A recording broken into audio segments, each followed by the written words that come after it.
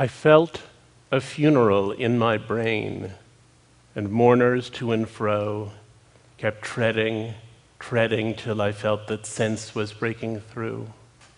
And when they all were seated, a service like a drum kept beating, till I felt my mind was going numb. And then I heard them lift a box and creak across my soul with those same boots of lead again. Then space began to toll, as if the heavens were a bell and being were an ear, and I and silence some strange race wrecked, solitary here. Just then, a plank in reason broke, and I fell down and hit a world at every plunge, and finished knowing then. We know depression through metaphors. Emily Dickinson was able to convey it in language, Goya in an image. Half the purpose of art is to describe such iconic states. As for me, I had always thought myself tough, one of the people who could survive if I'd been sent to a concentration camp. In 1991, I had a series of losses.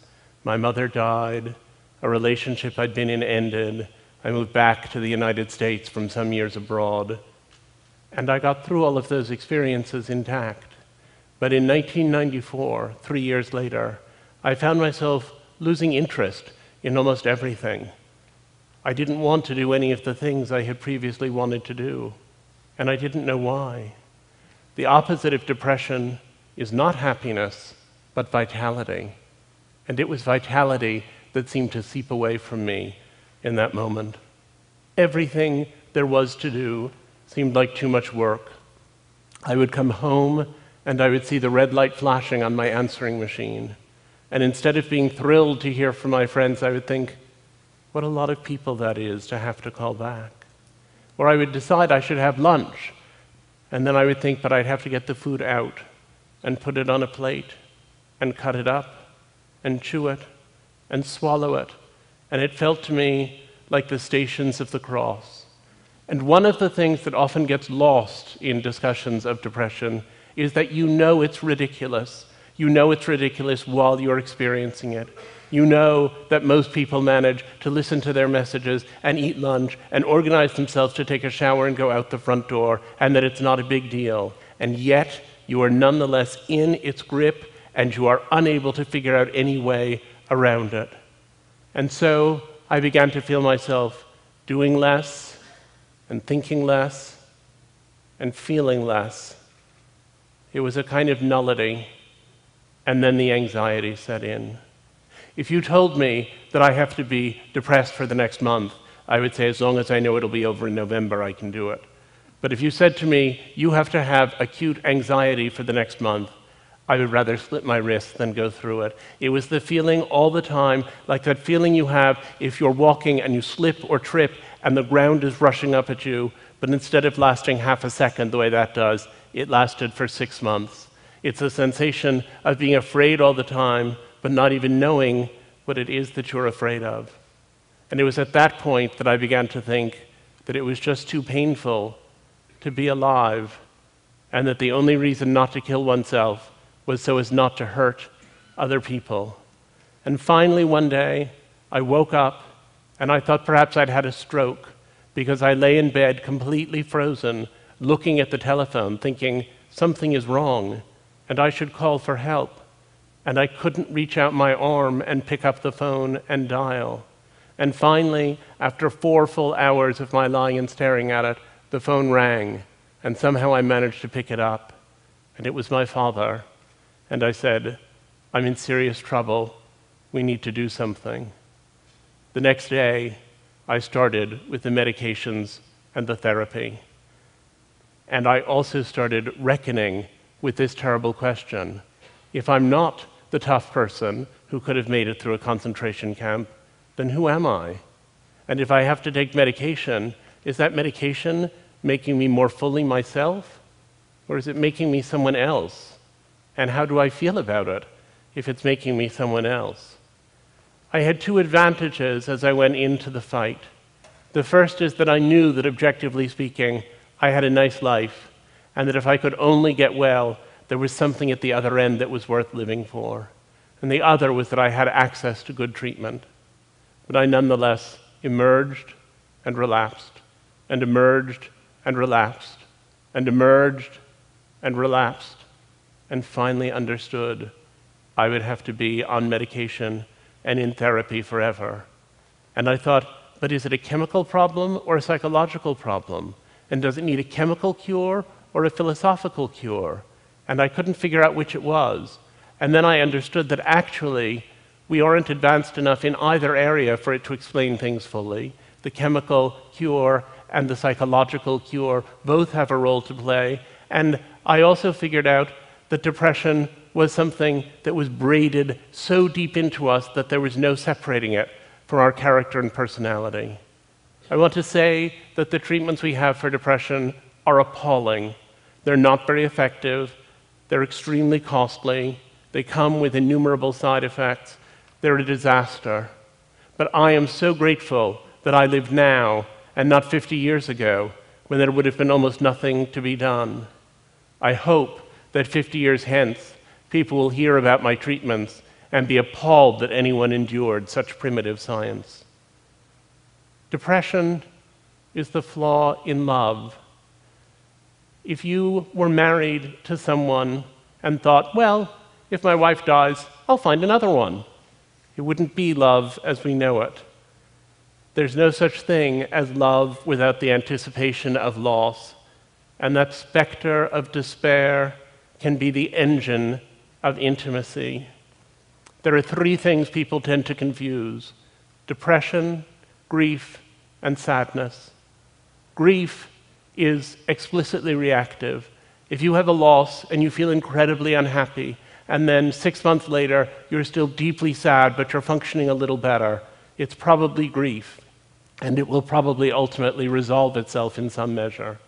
If you experience a catastrophic loss and you feel terrible, and 6 months later you can barely function at all, then it's probably a depression that was triggered by the catastrophic circumstances. The trajectory tells us a great deal. People think of depression as being just sadness. It's much, much too much sadness, much too much grief at far too slight a cause. As I set out to understand depression and to interview people who had experienced it, I found that there were people who seemed, on the surface, to have what sounded like relatively mild depression, who were nonetheless utterly disabled by it. And there were other people who had what sounded, as they described it, like terribly severe depression, who nonetheless had good lives in the interstices between their depressive episodes. And I set out to find out what it is that causes some people to be more resilient than other people. What are the mechanisms that allow people to survive? And I went out and I interviewed person after person who was suffering with depression. One of the first people I interviewed described depression as a slower way of being dead. And that was a good thing for me to hear early on, because it reminded me that that slow way of being dead can lead to actual deadness, that this is a serious business. It's the leading disability worldwide, and people die of it every day. One of the people I talked to when I was trying to understand this was a beloved friend who I had known for many years and who had had a psychotic episode in her freshman year of college and then plummeted into a horrific depression. She had bipolar illness, or manic depression as it was then known. And then she did very well for many years on lithium, and then eventually she was taken off her lithium to see how she would do without it. And she had another psychosis, and then plunged into the worst depression that I had ever seen, in which she sat in her parents' apartment, more or less catatonic, essentially without moving, day after day after day. And when I interviewed her about that experience some years later, she's a poet and psychotherapist named Maggie Robbins. When I interviewed her, she said, I was singing, "Where Have All the Flowers Gone?" over and over to occupy my mind. I was singing to blot out the things my mind was saying, which were, you are nothing. You are nobody. You don't even deserve to live. And that was when I really started thinking about killing myself. You don't think in depression that you've put on a gray veil and are seeing the world through the haze of a bad mood. You think that the veil has been taken away, the veil of happiness, and that now you're seeing truly.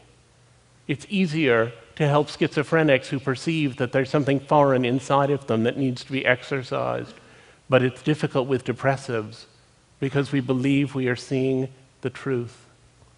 But the truth lies. I became obsessed with that sentence, but the truth lies. And I discovered as I talked to depressive people that they have many delusional perceptions. People will say, no one loves me, and you say, I love you, your wife loves you, your mother loves you. You can answer that one pretty readily, at least for most people. But people who are depressed will also say, no matter what we do, we're all just going to die in the end. Or they'll say, there can be no true communion between two human beings. Each of us is trapped in his own body, to which you have to say, that's true, but I think we should focus right now on what to have for breakfast. A lot of the time, what they are expressing is not illness, but insight. And one comes to think what's really extraordinary is that most of us know about those existential questions, and they don't distract us very much. There was a study I particularly liked in which a group of depressed and a group of non-depressed people were asked to play a video game for an hour. And at the end of the hour, they were asked how many little monsters they thought they had killed. The depressive group was usually accurate to within about 10%. And the non-depressed people guessed between 15 and 20 times as many little monsters as they had actually killed. A lot of people said when I chose to write about my depression that it must be very difficult to be out of that closet, to have people know. They said, do people talk to you differently? And I said, yes, people talk to me differently. They talk to me differently insofar as they start telling me about their experience or their sister's experience or their friend's experience. Things are different because now I know that depression is a family secret that everyone has. I went a few years ago to a conference, and on Friday of the 3-day conference, one of the participants took me aside and she said, I suffer from depression and I'm a little embarrassed about it, but I've been taking this medication and I just wanted to ask you what you think. And so I did my best to give her such advice as I could. And then she said, you know, my husband would never understand this. He's really the kind of guy to whom this wouldn't make any sense. So it's just between us. And I said, yes, that's fine. On Sunday at the same conference, her husband took me aside. And he said, my wife wouldn't think that I was really much of a guy if she knew this, but I've been dealing with this depression and I'm taking some medication and I wondered what you think. They were hiding the same medication in 2 different places in the same bedroom. And I said that I thought communication within the marriage might be triggering some of their problems. But I was also struck by the burdensome nature of such mutual secrecy. Depression is so exhausting. It takes up so much of your time and energy, and silence about it, it really does make the depression worse. And then I began thinking about all the ways people make themselves better. I'd started off as a medical conservative. I thought there were a few kinds of therapy that worked. It was clear what they were. There was medication, there were certain psychotherapies, there was possibly electroconvulsive treatment, and that everything else was nonsense. But then I discovered something. If you have brain cancer and you say that standing on your head for 20 minutes every morning makes you feel better, it may make you feel better, but you still have brain cancer and you'll still probably die from it. But if you say that you have depression and standing on your head for 20 minutes every day makes you feel better, then it's worked, because depression is an illness of how you feel. And if you feel better, then you're effectively not depressed anymore. So I became much more tolerant of the vast world of alternative treatments. And I get letters. I get hundreds of letters from people writing to tell me about what's worked for them. Someone was asking me backstage today about meditation.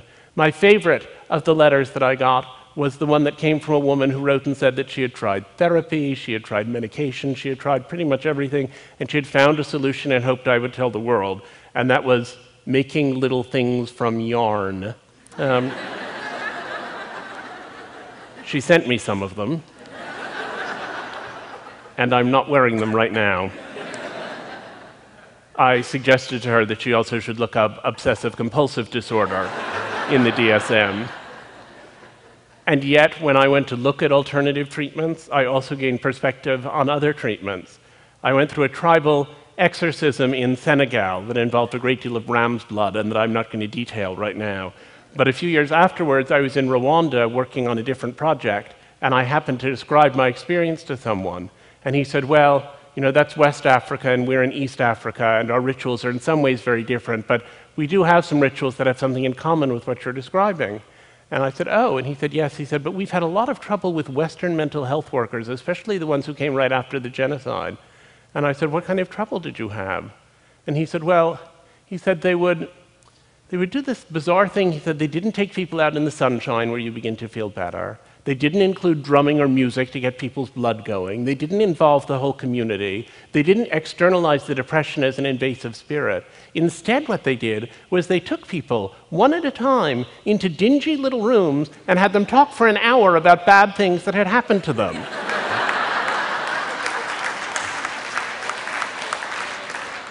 He said, we had to ask them to leave the country.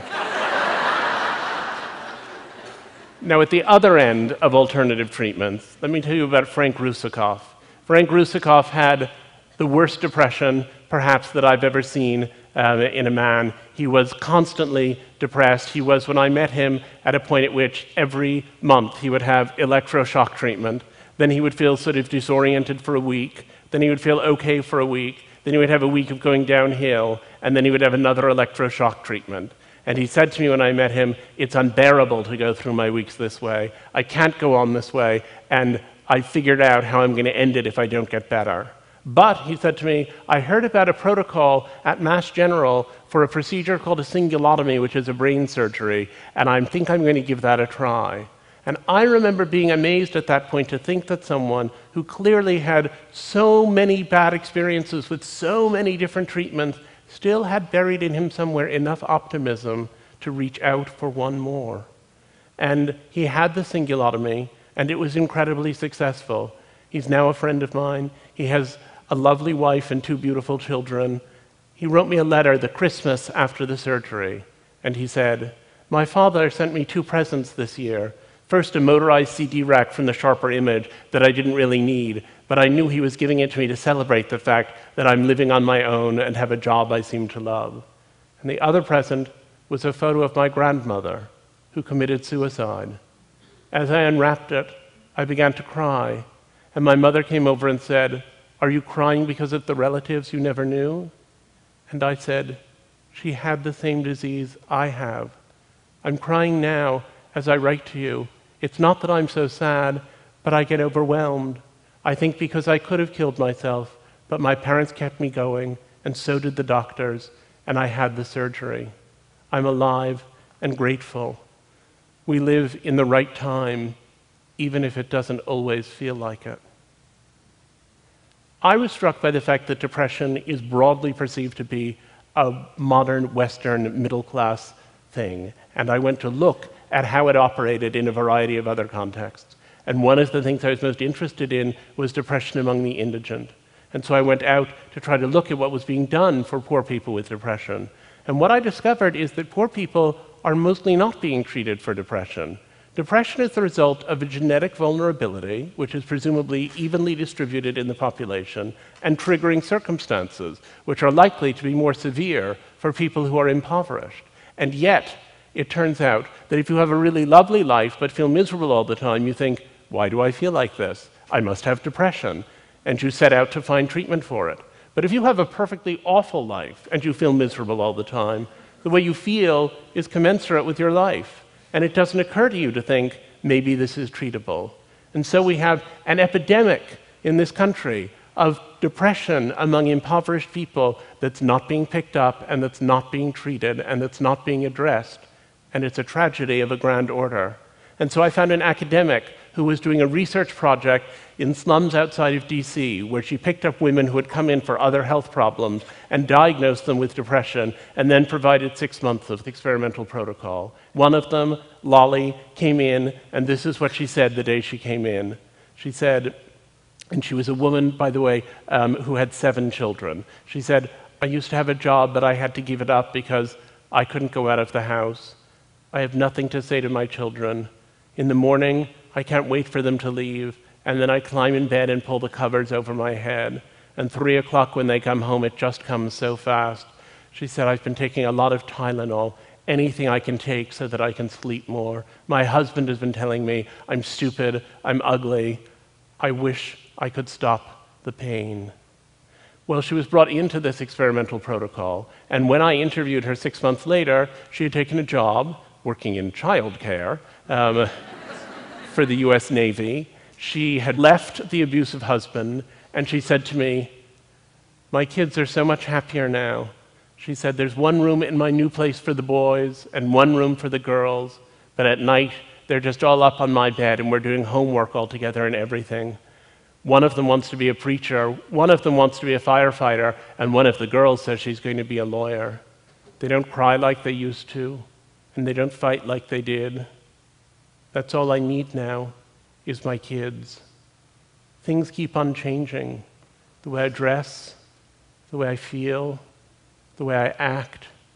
I can go outside not being afraid anymore, and I don't think those bad feelings are coming back.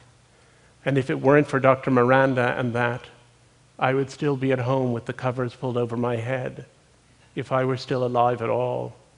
I asked the Lord to send me an angel, and he heard my prayers." I was really moved by these experiences, and I decided that I wanted to write about them, not only in a book I was working on, but also in an article. And so I got a commission from the New York Times Magazine to write about depression among the indigent. And I turned in my story, and my editor called me and said, "We really can't publish this." And I said, "Why not?" And she said, "It just is too far-fetched. These people who are sort of at the very bottom rung of society, and then they get a few months of treatment, and they're virtually ready to run Morgan Stanley. It's just too implausible." She said, "I've never even heard of anything like it." And I said, "The fact that you've never heard of it is an indication that it is news."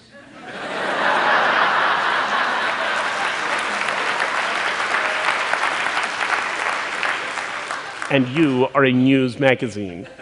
So after a certain amount of negotiation, they agreed to it. But I think a lot of what they said was connected in some strange way to this distaste that people still have for the idea of treatment, the notion that somehow if we went out and treated a lot of people in indigent communities, that would be an exploitative thing to do because we would be changing them. There's this false moral imperative that seems to be all around us, that treatment of depression, the medications and so on, are an artifice and that it's not natural. And I think that's very misguided. It would be natural for people's teeth to fall out, but there is nobody militating against toothpaste, at least not in my circles. And people then say, well, but isn't depression part of what people are supposed to experience? Didn't we evolve to have depression? Isn't it part of your personality? To which I would say, mood is adaptive. Being able to have sadness and fear and joy and pleasure and all of the other moods that we have, that's incredibly valuable. And major depression is something that happens when that system gets broken. It's maladaptive. People will come to me and say, I think, though, if I just stick it out for another year, I think I can just get through this. And I always say to them, you may get through it, but you'll never be 37 again. Life is short. And that's a whole year you're talking about giving up. Think it through. It's a strange poverty of the English language, and indeed of many other languages, that we use the same word, depression, to describe how a kid feels when it rains on his birthday, and to describe how somebody feels the minute before they commit suicide. People say to me, well, is it continuous with normal sadness? And I say, in a way, it's continuous with normal sadness. There is a certain amount of continuity, but it's the same way there's continuity between having an iron fence outside your house that gets a little rust spot that you have to sort of sand off and maybe do a little repainting, and what happens if you leave the house for 100 years and it rusts through until it's only a pile of orange dust. And it's that orange dust spot, that orange dust problem, that's the one we're setting out to address. So now people say, you take these happy pills and do you feel happy? And I don't. But I don't feel sad about having to eat lunch, and I don't feel sad about my answering machine, and I don't feel sad about taking a shower. I feel more, in fact, I think, because I can feel sadness without nullity. I feel sad about professional disappointments, about damaged relationships, about global warming. Those are the things that I feel sad about now. And I said to myself, well, what is the conclusion? How did those people who have better lives, even with bigger depression, manage to get through? What is the mechanism of resilience? And what I came up with over time was that the people who deny their experience, the ones who say, I was depressed a long time ago, and I never want to think about it again, and I'm not going to look at it, and I'm just going to get on with my life. Ironically, those are the people who are most enslaved by what they have. Shutting out the depression strengthens it. While you hide from it, it grows. And the people who do better are the ones who are able to tolerate the fact that they have this condition. Those who can tolerate their depression are the ones who achieve resilience. So Frank Russakoff said to me, if I had it to do over, I suppose I wouldn't do it this way. But in a strange way, I'm grateful for what I've experienced. I'm glad to have been in the hospital 40 times. It taught me so much about love, and my relationship with my parents and my doctors has been so precious to me and will be always. And Maggie Robbins said, I used to volunteer in an AIDS clinic, and I would just talk and talk and talk. And the people I was dealing with weren't very responsive, and I thought, that's not very friendly or helpful of them. And then I realized that they weren't going to do more than make those first few minutes of small talk. It was simply going to be an occasion where I didn't have AIDS and I wasn't dying, but could tolerate the fact that they did, and they were. Our needs are our greatest assets. It turns out I've learned to give all the things I need.